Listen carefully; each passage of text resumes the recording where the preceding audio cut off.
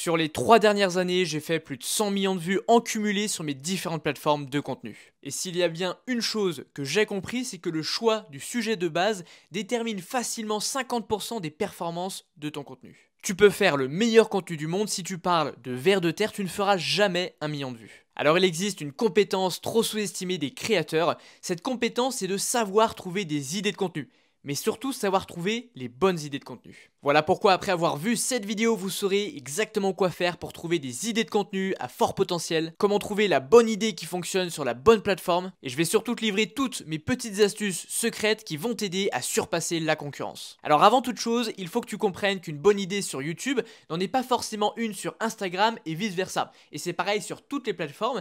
Finalement, chaque plateforme a ses propres spécificités, chaque plateforme a son propre public qui lui-même a ses propres habitudes de consommation, donc il faut que tu saches identifier les méthodes, les stratégies et surtout les idées qui fonctionnent spécifiquement sur la plateforme sur laquelle tu souhaites publier. Plus encore, une stratégie peut extrêmement bien fonctionner par exemple sur YouTube, mais ne pas du tout apporter les mêmes résultats sur Instagram. C'est le cas notamment du SEO. On sait très bien que le SEO sur YouTube c'est extrêmement puissant. C'est à titre personnel la stratégie que j'ai utilisée pour développer 3 de mes chaînes YouTube. Par contre, le SEO sur Instagram, c'est un peu mou du genou. Ça fonctionnait plutôt bien il y a quelques années. Aujourd'hui, ça marchote encore un peu, mais quand même vachement moins bien. Donc finalement, une bonne idée sur YouTube, ça peut être une bonne stratégie de SEO, un sujet très spécifique, mais ce même sujet-là ne pourra pas se placer en SEO sur Instagram, ou du moins beaucoup plus difficilement. Autre élément important, le timing est absolument crucial. C'est-à-dire qu'une bonne idée à un moment T n'en est plus forcément une au moment T+1. Donc la façon dont vous allez timer le marché est très importante.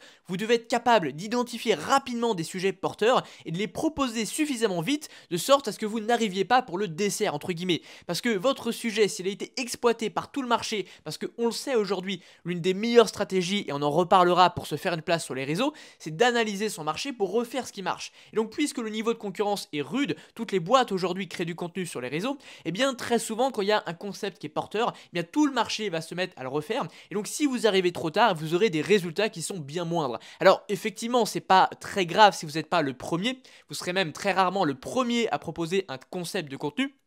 Par contre, à l'inverse, si vous arrivez à la toute fin, ça peut être assez difficile. Alors évidemment, le conseil que je vous donne par rapport à ça, c'est d'aller voir le marché aux US. Comme toujours, ils ont beaucoup plus d'avance sur nous, parfois 1 an, 2 ans. Ça tend à se réduire, mais ça reste quand même encore vachement important. Donc analysez le marché US, analysez votre concurrence aux US, regardez ce qui se fait pour aller le refaire au bon moment. Bon, ceci étant dit, je vais maintenant vous partager des stratégies très concrètes pour trouver des idées de contenu et comme je vous l'ai dit, surtout des bonnes idées de contenu qui ont vraiment un potentiel de viralité et je peux vous assurer que c'est game changer, ça peut exploser votre croissance sur les réseaux. Alors, je vais diviser un petit peu cette vidéo en 2 grands pôles. On va d'abord avoir les plateformes de format long, donc ça va être le podcast, YouTube, et on va distinguer tout ça des plateformes de format court que sont Instagram, YouTube Short, TikTok, enfin bref, toutes les plateformes de format court. Alors, il faut savoir que les idées qui marchent sur le format court ont tendance à fonctionner sur toutes les plateformes de format court. En réalité, contrairement à ce que vous pouvez entendre, les algorithmes sont extrêmement similaires, à part, c'est vrai que TikTok est légèrement différent d'Instagram qui a quand même tendance à vachement remontrer vos contenus à vos abonnés, alors que TikTok se fiche complètement de votre nombre d'abonnés, il va bien souvent chercher à chaque fois de nouvelles personnes. Mais globalement, on s'en rend compte, moi quand j'ai un contenu qui fonctionne très bien sur Instagram, je vais le poster également sur TikTok et Facebook. Il va en moyenne aussi bien fonctionner sur les autres plateformes. Alors peut-être pas dans la même ampleur, mais globalement quand même les algorithmes sont vachement similaires. Alors quelles sont les stratégies que je vous recommande, notamment sur les plateformes de format court ? Il y a d'abord ce que j'appelle la stratégie du mème détourné. Vous le savez, les mèmes, c'est un format qui se partage très facilement, qui est très facilement viral. C'est super simple de faire des vues avec ce type de contenu, même si, petite parenthèse, mais il ne faut pas trop en faire, surtout si vous êtes entrepreneur et que vous cherchez à vendre vos produits, fidéliser votre audience, parce que c'est pas les types de contenus qu'apporte l'audience la plus qualifiée et qui, ce sont pas non plus les contenus qui vont vous apporter le plus d'autorité, mais parenthèse à part, en faire de temps en temps pour aller chercher de la viralité, aller chercher de la croissance, c'est un format extrêmement intéressant. Alors pourquoi est-ce que j'appelle ça la stratégie du mème détourné ? Eh bien pour la simple et bonne raison que souvent un mème c'est une image qui est fixe et c'est vous qui allez choisir en fonction du contexte, en fonction du message que vous voulez faire passer, la blague que vous allez faire entre guillemets. Et donc un mème qui est populaire, je sais pas, dans la thématique du développement personnel, eh bien cette même image vous pourriez la réutiliser pour la détourner finalement et l'utiliser dans votre thématique. Je vous montre un exemple très concret, on a Aline Bartoli, je crois ne pas écorcher son nom, mais qui est très forte pour ça, elle fait beaucoup de mèmes et vous voyez que je vous montre un exemple concret. House is a fucking prison! I'm playing bullshit! Et vous voyez que la vidéo sur laquelle elle se base, eh bien, elle peut être changée, enfin le contexte est interchangeable. On pourrait l'utiliser peu importe la thématique. Donc votre mission à vous, c'est d'identifier les mèmes qui ont tendance à bien marcher, que vous voyez souvent, peu importe la thématique, et de le raccoler à la vôtre. Seconde stratégie extrêmement puissante pour trouver des idées de contenu virales, vous allez utiliser le newsjacking. Le newsjacking, ça consiste à partir d'une actualité qui est récente, qui occupe déjà le cerveau des spectateurs. Probablement que si c'est une news importante, les gens en ont déjà discuté au boulot, avec leurs amis, avec leur famille, et le fait que cette news occupe déjà le cerveau des spectateurs, eh bien ça va grandement vous aider à capter l'attention des gens. Et donc vous allez choisir une news, si possible dans votre thématique, mais pas nécessairement, même si elle n'est pas de votre thématique, eh bien vous pouvez faire la petite prouesse de réussir à détourner cette actualité, finalement à faire un pont entre cette actualité et votre thématique. Donc c'est un exercice qui peut sembler pas simple au départ, mais avec un peu d'entraînement, vous allez vous rendre compte qu'il y a toujours un moyen de faire un pont pour raccoler une news à sa thématique. Et un conseil que je peux vous donner, ça va être d'utiliser l'outil Google Trends. Google Trends, c'est un outil créé par Google, comme son nom l'indique, qui référence un petit peu toutes les tendances du moment.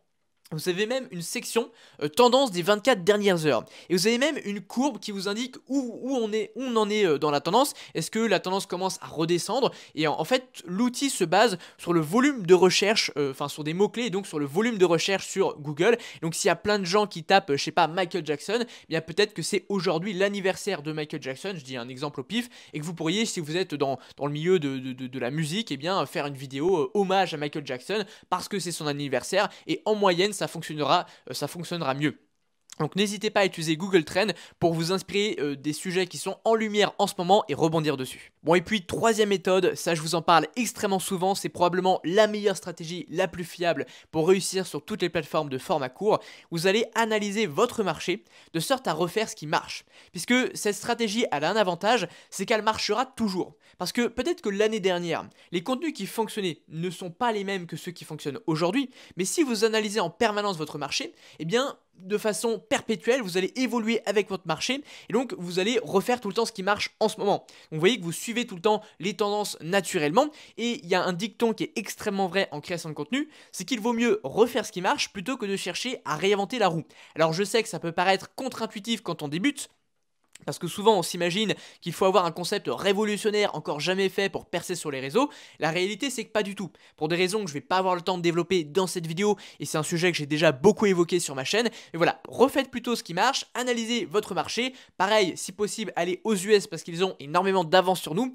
Et vous regardez les contenus qu'on fait le plus de vues et surtout les contenus qu'on fait beaucoup de vues par rapport aux autres contenus d'un créateur. Parce que si vous regardez Thibaut InShape qui fait un reel à 500 000 vues, certes 500 000 vues en soi c'est énorme, mais pour lui c'est peu. Si tous ces autres contenus font 3 millions et que celui-ci en fait 500 000, c'est que c'est entre guillemets un mauvais contenu.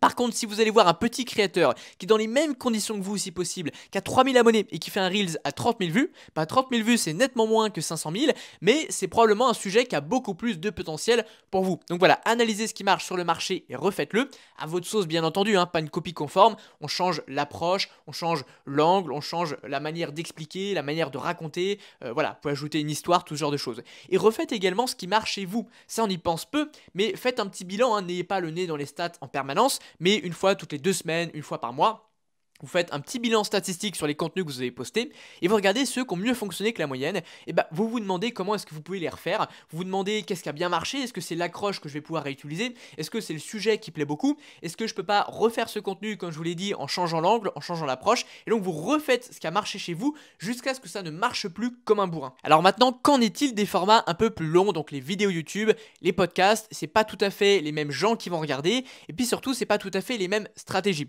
Alors bien entendu, les stratégies que je vous ai présentées précédemment, en réalité, elles fonctionnent peu importe la plateforme. Le newsjacking fonctionne extrêmement bien sur YouTube. Pareil que analyser ce qui a marché pour le refaire, pareil, ça marche extrêmement bien. Mais c'est plutôt qu'il y a d'autres méthodes qui vont s'ajouter, qui sont assez peu performantes finalement sur les plateformes de format court, mais qui le sont nettement plus sur des plateformes de format long. Et en particulier, on va avoir tout ce qui est stratégie de SEO. Alors, je le rappelle peut-être, le SEO, ça consiste à se placer sur certaines requêtes et mots-clés spécifiques, de sorte à apparaître dans les premiers résultats sur le moteur de recherche. C'est-à-dire que quand quelqu'un va taper comment réussir sur Instagram, vous, ce que vous cherchez à faire, c'est apparaître dans les premiers résultats. Et souvent, ce sont des méthodes qui vont créer des contenus qui vont performer sur le très long terme. C'est-à-dire que quand vous sortez votre contenu, comme vous êtes sur un sujet qui est spécifique et souvent pas clickbait, eh bien, vous n'allez pas faire beaucoup de vues au départ. Par contre, vous allez rester ranké très longtemps, pendant des mois, voire des années. Moi, j'ai même des vidéos qui ont ranké plus de 10 ans sur mes chaînes secondaires. Et donc, sur le long terme, vous pouvez faire 10 000, 100 000. Moi, j'ai des vidéos qui ont dépassé 300 000 vues grâce à cette méthode. D'autant plus que c'est un trafic extrêmement qualifié parce que les gens qui tapent ça sur la barre de recherche, eh bien vous savez exactement par quoi ils sont intéressés. Et bien justement sur les plateformes de format long et notamment YouTube, le SEO marche extrêmement bien. Et donc l'idée ça va être de vous baser sur les problématiques de votre cible. D'ailleurs pas uniquement les problématiques, ça peut être aussi les peurs, les problèmes, les frustrations, les désirs. Et vous allez vous demander ce que votre cible, les gens que vous cherchez à toucher, ont tendance à taper sur la barre de recherche. Et à partir de là, c'est simple, vous allez faire une vidéo qui répond à chacune des problématiques de votre cible. Ne cherchez pas à couvrir trop de sujets à la fois. Le SEO, ce qui est puissant, c'est la spécificité. Les gens, ils tapent pas comment réussir sur Instagram et aussi sur TikTok et comment fidéliser mon audience. Non, ils ont une problématique, ils la tapent. Et donc, pour chacune de ces problématiques, vous faites un contenu qui, à chaque fois, doit bien répondre à la problématique. Ne commencez pas à vous éparpiller. Les gens tapent quelque chose pour avoir une réponse précise à ce qu'ils tapent. Et donc, ça peut être extrêmement puissant. Voilà, pour trouver les bonnes idées de contenu, finalement, j'ai noté, je lis un peu mon texte, c'est parce que j'ai noté 2-3 trucs. Ça va être important de couvrir tous les sujets, donc tous leurs blocages, mais aussi d'aller couvrir leurs croyances limitantes. Donc pour ça, vous pouvez vous intéresser à leurs peurs. Ensuite, autre méthode qui est pas mal du tout, ça va être de faire des sondages auprès de votre audience. Parce que bien souvent, ce qu'on pense, ce que nous, on pense va intéresser notre audience, ne l'intéresse pas systématiquement. On a tendance en fait à penser que ce qui nous a bloqué nous va être aussi ce qui va bloquer notre audience si on est plus avancé qu'elle, alors que parfois nous on était très à l'aise, je sais pas, pour tourner des vidéos, alors que le voisin pour lui c'était un calvaire. Et donc ça peut être important de créer des sondages ou d'aller directement demander à votre audience par quoi elle est intéressée. Donc vous pouvez le faire si vous avez une newsletter, envoyer un mail à vos abonnés email. Vous pouvez également faire un sondage sur l'onglet communauté de YouTube. Si vous avez un groupe Telegram également, c'est très bien, et donc demandez-leur ce qu'ils veulent voir directement et basez-vous sur ça.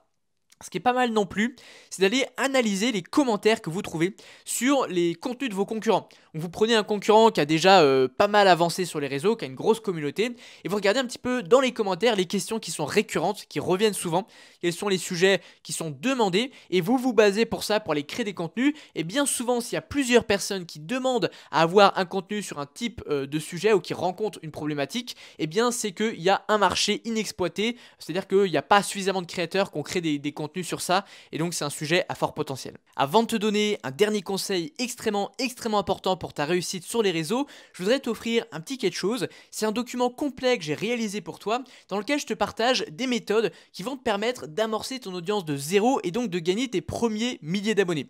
Parce que les méthodes qui marchent pour un gros créateur ne sont pas celles qui marchent pour un petit créateur, de la même façon que des méthodes qui ont marché il y a un an ne sont pas celles qui vont marcher aujourd'hui. Et donc dans ce document, je te regroupe des méthodes qui fonctionnent en ce moment et qui sont spécifiquement conçus pour des petits créateurs qui partent de zéro ou qui ont que quelques centaines ou quelques milliers d'abonnés seulement. Donc tu peux récupérer ça gratuitement sur le premier lien en description et on poursuit. Alors le conseil qui va suivre, il est vraiment important que tu le comprennes. En fait, il y a trop de créateurs qui ne font qu'apporter des conseils, des astuces, des tutos, des guides pédagogiques à leurs audiences. Le problème de ces contenus, c'est qu'ils sont très impersonnels et qu'ils sont facilement réplicables. La réalité, c'est que n'importe qui a un peu de bonne volonté, qui fait un peu de recherche sur un sujet, il est capable de faire une vidéo, disons au moins très correcte, dans laquelle il va donner des conseils, des astuces. Mais les gens, quand tu leur partages ce genre de contenu, eh bien tu n'arrives pas à les toucher plus que ça. C'est des contenus, comme je te l'ai dit, très impersonnels, donc tu vas pas réussir à créer une relation avec ton audience, et donc tu vas pas réussir à te distinguer de tout ce qui se fait déjà. Et donc l'excellent conseil que je peux te donner, qui va vraiment te distinguer sur les réseaux, ça va être de chercher le plus possible à faire des choses intéressantes pour créer des contenus intéressants. Et c'est en faisant des choses et en fait, tes contenus, ils vont rapporter ce que tu fais, les résultats de ce que tu as testé, raconter ton histoire, tes hauts, tes bas, et donc partager les résultats des expériences et tests que tu fais, eh bien ça, c'est une valeur immense, parce que d'abord, ça te donne beaucoup de légitimité, et puis aussi, ça crée des contenus qui sont différents et qui ne sont pas réplicables, parce que seul toi a fait ce que tu fais, et surtout, seul toi a pu expériencer les résultats que tu as fait. Peut-être que quelqu'un aura d'autres résultats, mais personne n'aura les tiens. Et donc, en vue de ta posture, en vue de ce que tu fais, de ce que tu testes, eh bien, c'est toujours extrêmement intéressant de partager ça. Donc, je peux te donner quelques idées de contenu, enfin, quelques idées de choses que moi j'ai faites, hein.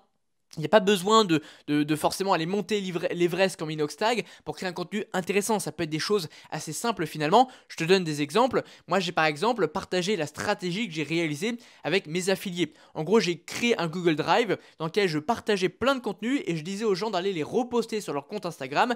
Résultat, il y a plein de comptes qui simplement en repostant mes contenus, eh bien, qui ont gagné plusieurs milliers d'abonnés en quelques mois, même quelques semaines, et donc c'était hyper intéressant de le partager derrière.